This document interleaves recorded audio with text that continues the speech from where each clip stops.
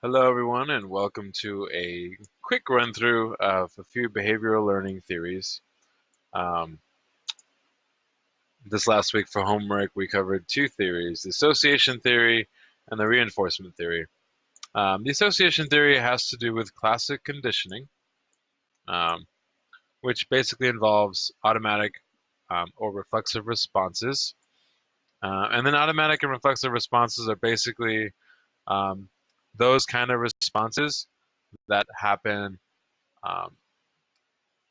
It's almost like a reflex, like you just immediately do it when you see that sort of stimulus or when that stimulus happens, like almost like a gag reflex if you smell something gross or if you swallow something gross.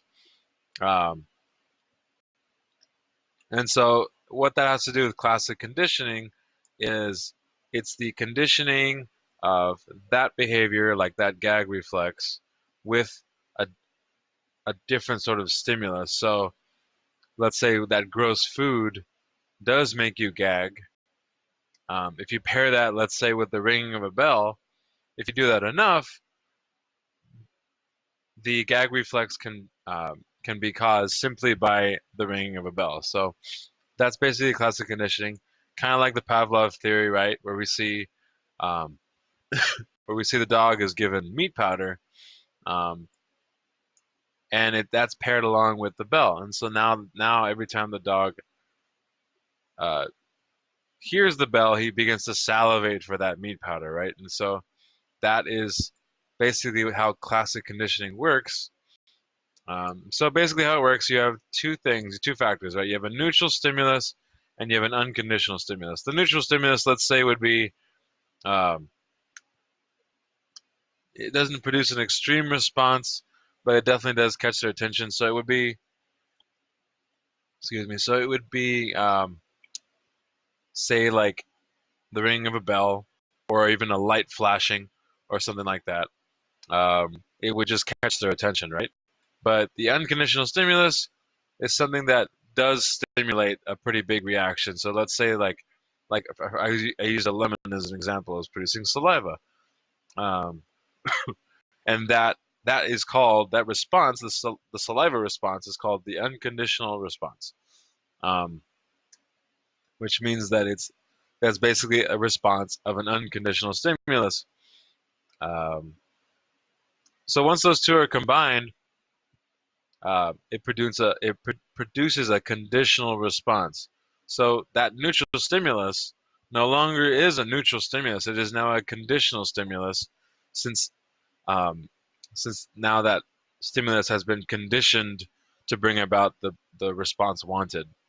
Um, so let's say the neutral stimulus is that bell, right? You ring the bell, that bell no longer is neutral because now it elicits the response that you want, that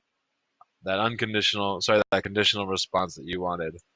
Um, and so I put at the end, in short, the neutral stimulus, like a chime, can become a conditional stimulus to elicit an unconditional response, like salivation, when frequently paired with the unconditional stimulus, like a lemon. So the more you do it, the more you repeat it, the subject being tested or being conditioned will eventually pair that behavior with that neutral stimulus to produce a conditional response. Um, so now going over here to the reinforcement theory, this is a uh, bit more not complicated, but just a bit more to talk about on this one. So obviously that leads into operant conditioning, which includes voluntary behaviors. So classical conditioning basically includes involuntary, right? So whenever I smell meat, I tend to salivate because I'm hungry. Um, and so these are more voluntary behaviors. So basically, the pushing of a button or the flipping of a switch, that would be operant conditioning. And that was kind of founded by Edward Thorndike. And later on, B.F. Skinner kind of expanded on the conditioning of behaviors, who actually B.F. Skinner believed that human free will was it was a illusion, like it wasn't real, because he believed that all human behaviors could be brought about.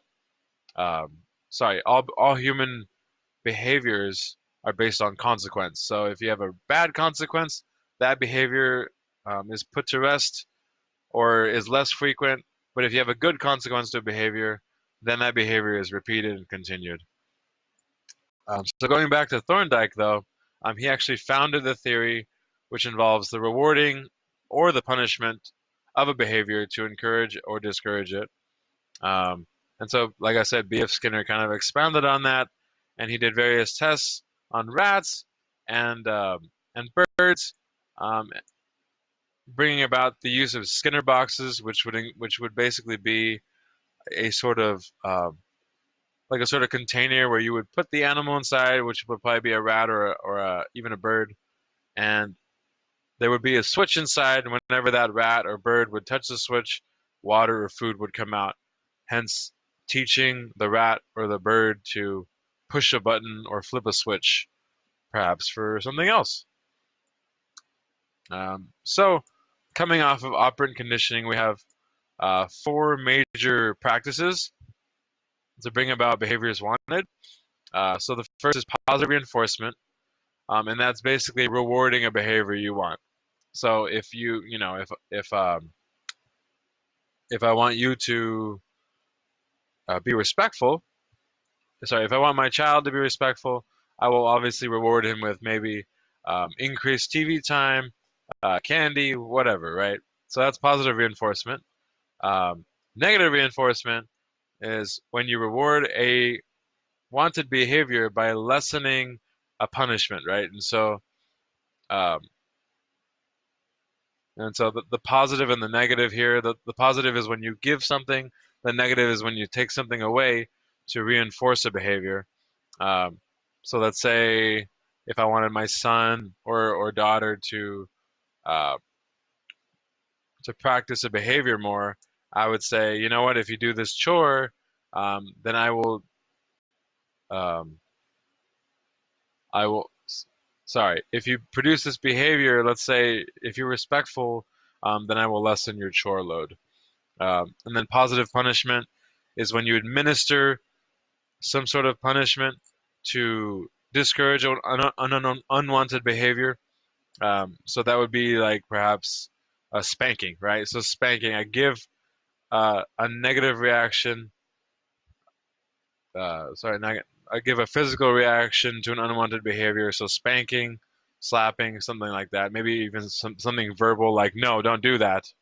Um, and then negative punishment would be when I take away something to discourage a behavior. So I would take away, let's say, video games, or I would ground them right from their from the things they like to do um, to discourage an unwanted behavior.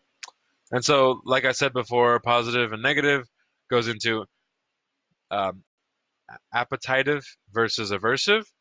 Of course, appetitive means rewarding with something that they like.